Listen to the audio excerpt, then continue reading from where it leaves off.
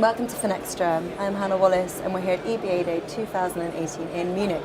Joining me now is Clive Triance from HSBC and we're going to be discussing millennials. Hello Clive, how are you? Hi, good to meet you, Nada. How are you enjoying the event so far? It's fantastic, my first EBA day, really enjoying it. Fantastic, glad to hear it. And now we're talking about millennials. We hear a lot about the changing needs of millennials. So could you tell me, how do you think banks are adapting to these needs? Millennials think differently to Generation X or Generation Y. I'm a Generation X. They tend to see things much faster. The need for speed for them is far faster than perhaps my generation, and it's proven in a number of ways.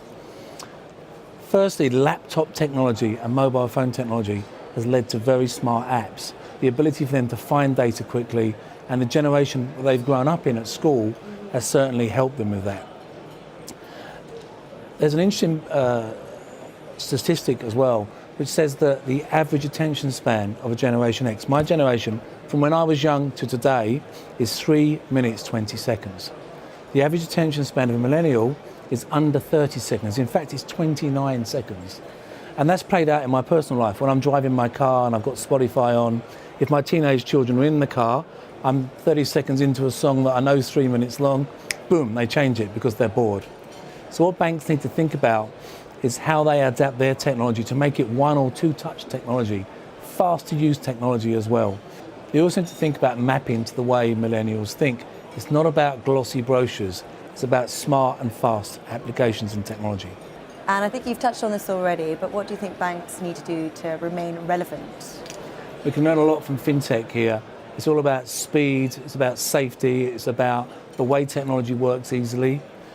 My children's generation and the millennial generation in general have a lot more trust in Google, Apple, Facebook and Amazon. We've heard about the GAFA generation than they do in banks.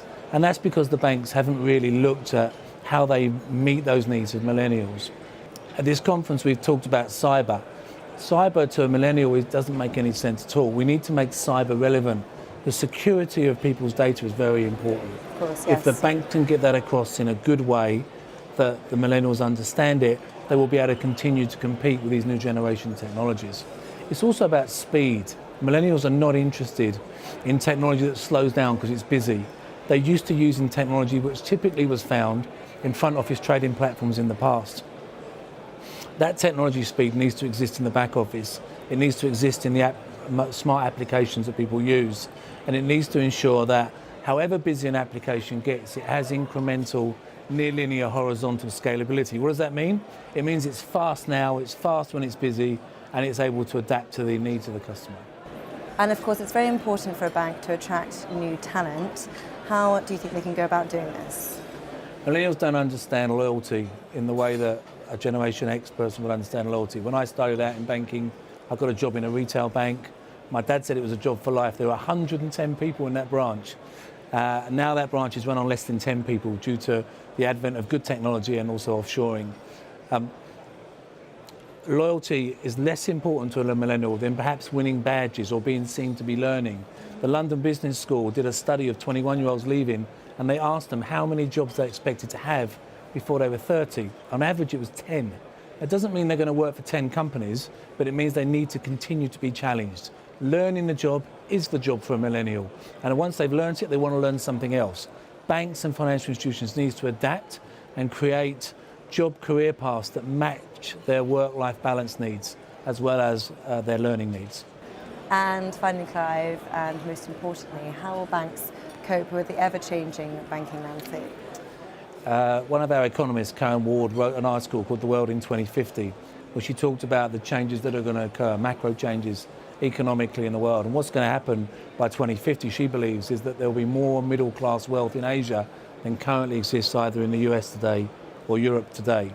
It's really important that banks understand how to adapt to that. That will be a highly motivated, highly mobile generation that have grown out of the growth of China, the internationalization of China, the globalization of Chinese banks, the Belt and Road Initiative, which is investment into the world by China, and by the growth of the ASEAN markets. Interestingly enough, 50% of those that work today in Indonesia are under 30 years old, and they will become more wealthy. What banks need to do is ensure that they understand what those customers are likely to buy. Millennials don't expect necessarily to own their own home. It's all about work-life balance and life experience. And banks need to develop applications and products that map to that. Clive, this has been really interesting. Thank you very much. Thank you very much. And thank you for watching.